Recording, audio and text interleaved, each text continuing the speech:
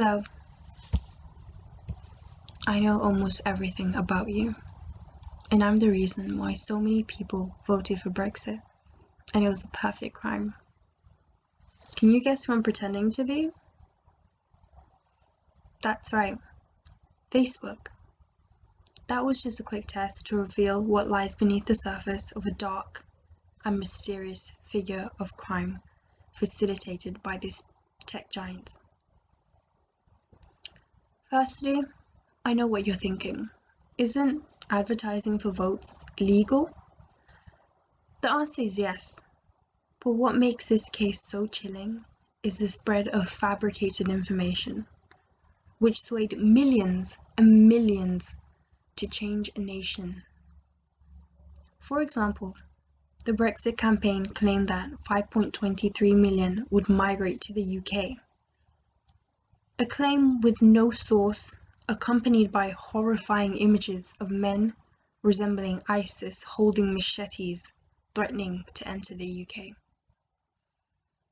They claimed that this would be inevitable when Turkey would supposedly join the EU. All lies, deceit, and illusions. But how was all of this which led to Brexit made possible? Well, it was secretly accomplished on Facebook. So do you ever get that advert that seems to have heard exactly what you said or even read your mind? Well, your phone, like most phones, probably had Facebook pre-installed. An app that has access to your microphone and harvests your data from other websites you have visited. So, your every purchase, every like, message, your friends' data, every conversation, and it even knows what you fear. All of this is attached to your identity to understand you, to provide eerily specific adverts for you. This is why when a website is free, your attention on the adverts is the product, so you're essentially what's being sold. But to who? Well, in regards to the Brexit, it was orchestrated by the Cambridge Analytica company for the Leave.eu campaign. The company was selected as it stood out from the others by studying psychology and fear to create adverts based on the data on 87 million profiles provided by Facebook. This allowed them to narrow their targeting of the adverts on those most vulnerable to the propaganda and those who they believed would vote for Brexit. Currently, the method of PSYOPs used is strictly controlled by the British government, as it is considered a weapon-grade communications tactic for the military. So, without question, millions of us were manipulated, and there have been some attempts to control this issue, but to no avail. For example, in 2019, in a hearing, Mark Zuckerberg claimed that they still don't know if Cambridge Analytica have any Facebook data left.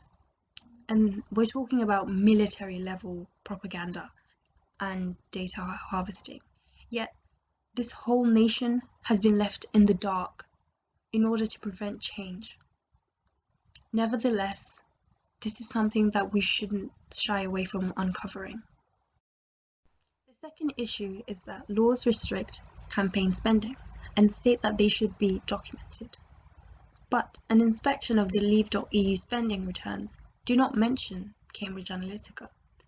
The justification for this was that the work was unpaid, thus not making it illegal. This was contradicted by the CEO of the company, who claims that they did not do any paid or unpaid work, full stop. This hints that the collaboration was unlawful in breaking the electoral law on spending. Thus, they are now trying so hard to cover it up.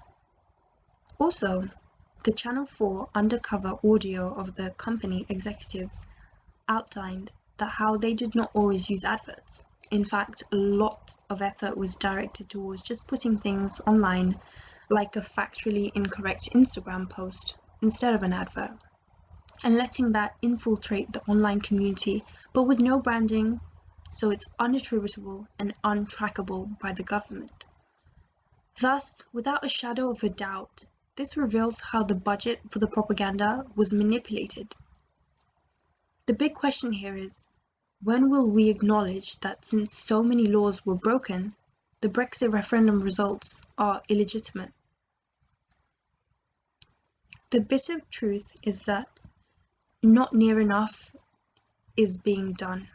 So far, the Information Commissioner will fine Facebook $500,000, the maximum allowed under the current law.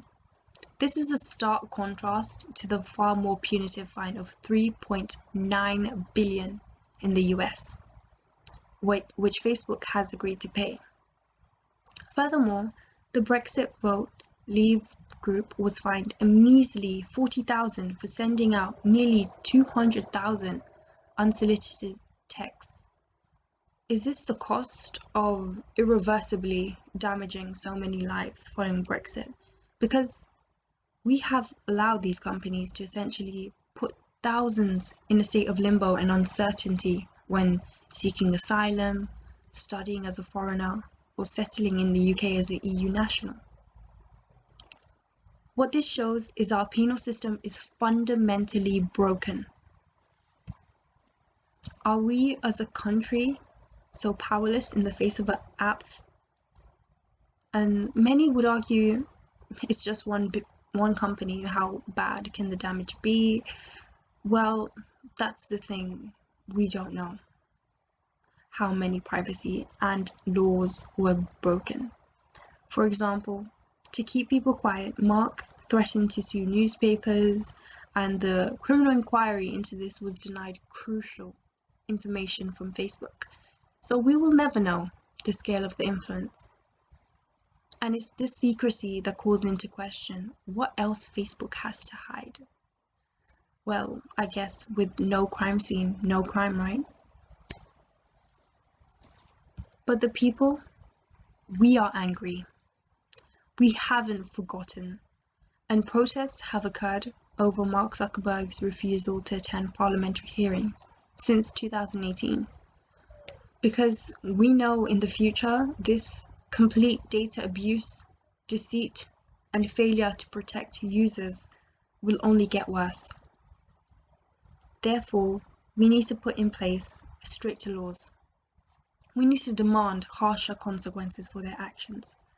So when companies violate terms of our new agreement, they will pay from 15 to 30% of their annual revenue. And I know a lot of you are still thinking, surely after all of this, there are current UK laws to prevent it.